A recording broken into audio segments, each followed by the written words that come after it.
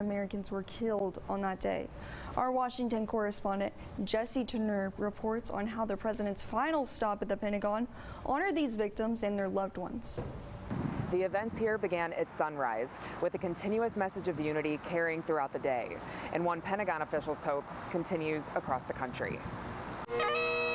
20 years ago began as a typical morning for Pentagon employees. But at 9:37 a.m. on September 11th, 2001, in seconds, scores of lives were lost. General Mark Milley, the chairman of the Joint Chiefs, remembered the 184 Americans killed in the Pentagon attack in the building and on Flight 77. Dr. Yenene Betrue. The innocent ranged in age from 3 to 71 years old.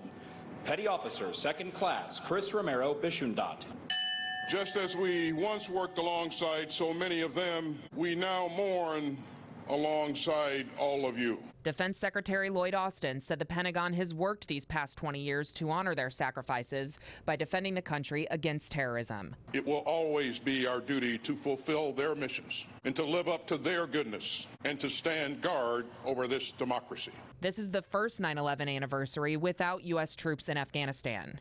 And as debate about the withdrawal continues, Pentagon officials remembered those who gave their lives during the war and those now back home who are questioning their impact. You did your duty. Your service mattered. Your sacrifice was not in vain. The day's final commemoration at the Pentagon happened before sunset.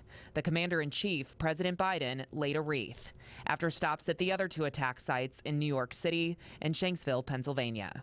And there is one more Washington-based ceremony. House and Senate leadership, both Democrats and Republicans, will meet together on the U.S. Capitol steps on Monday in remembrance of 9/11. Live at the Pentagon, I'm Jesse Tenor. Across the nation, Americans are honoring the 20th anniversary of 9/11 at Boston Logan International